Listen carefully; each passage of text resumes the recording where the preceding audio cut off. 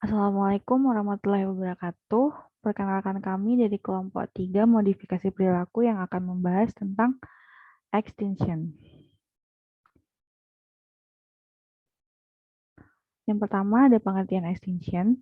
Extinction adalah salah satu fenomena-fenomena dalam conditioning klasik yang artinya adalah menurunnya frekuensi respon bersyarat, bahkan akhirnya menghilangnya respon bersyarat akibat ketiadaan stimulus alami dalam proses conditioning, atau secara singkat dapat diartikan hilangnya perilaku akibat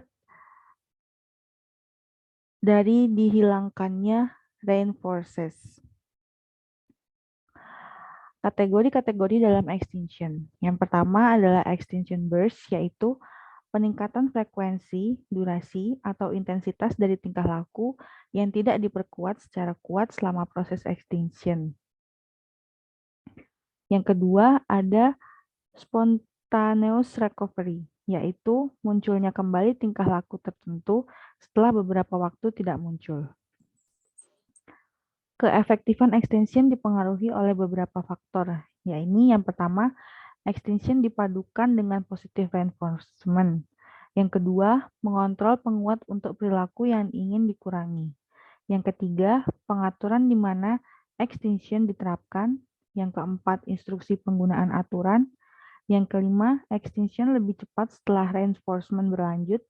Yang keenam, perilaku yang dipadamkan mungkin menjadi buruk sebelum membaik.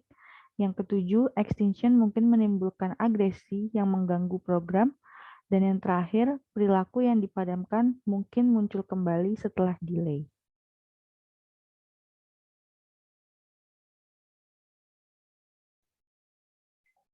Berikutnya, prinsip-prinsip extension.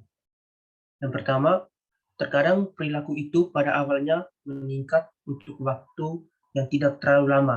Itu menurut Lerman dan Iwata dalam Formul 2008.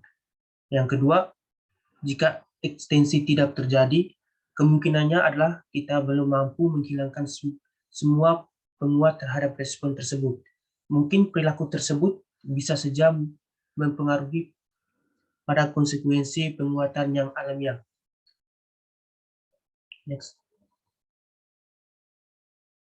Yang berikutnya, kelemahan-kelemahan extension. Yang pertama, efeknya tidak terjadi dengan segera. Yang kedua, frekuensi dan intensitas sementara meningkat.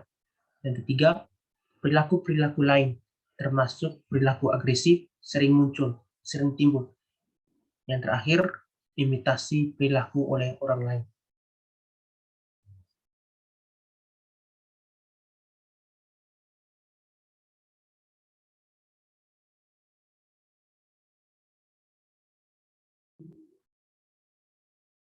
Yang berikutnya, contoh kasus extension. Yang pertama, Ray terbiasa untuk minum kopi setiap pagi sebelum mengikuti perkuliahan. Seperti biasa, Ray akan berhenti di sebuah mesin penyedia kopi, memasukkan koin ke dalam mesin, menekan tombol pada mesin, dan segelas kopi akan segera keluar atau tersedia. Suatu hari, seperti biasa, Ray berhenti di sebuah mesin penyedia kopi, memasukkan uang, menekan tombol pada mesin, dan ternyata mesinnya tidak ada terjadi. Ia menekan tombol lebih keras dan memukul, menendang, dan bahkan membanting bagian bawah mesin untuk beberapa waktu. Akan tetapi, ia tetap tidak mendapatkan kopi yang diinginkannya. Ray tidak mencoba untuk menggunakan mesin penyedia kopi itu lagi selama 1 minggu. Tapi suatu hari, ia kembali mencoba menggunakan mesin itu lagi, dan ternyata kejadian yang sama kembali terulang. Akhirnya, Ray tidak lagi menggunakan mesin penyedia kopi tersebut. Ray memilih untuk membeli kopi di toko yang ada di jalan menuju sekolahnya. Lanjut, contoh kasus extension burst.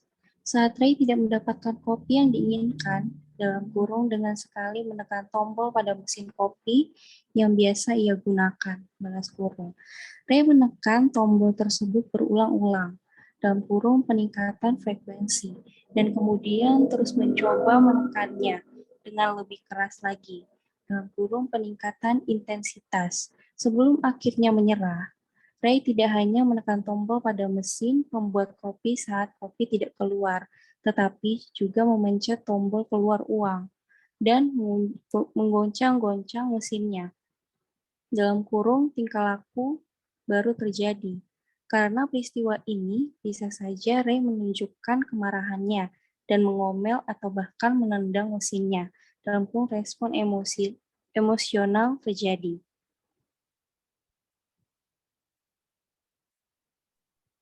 Selanjutnya, yaitu contoh kasus spontaneous recovery. Seorang anak yang kembali menangis di tengah malam untuk mendapatkan perhatian setelah sebelumnya telah terjadi extinction. Jika ia tidak mendapatkan perhatian dari tangisan itu, maka ia tidak akan lagi menangis di tengah malam untuk waktu yang lama. Namun demikian, jika tingkah lakunya ini kembali menangis di tengah malam spontaneous recovery saat ini mendapat penguatan, maka efek dari extinction akan hilang. Cukup sekian dari kelompok kami. Kurang lebihnya mohon dimaafkan. Wassalamualaikum warahmatullahi wabarakatuh.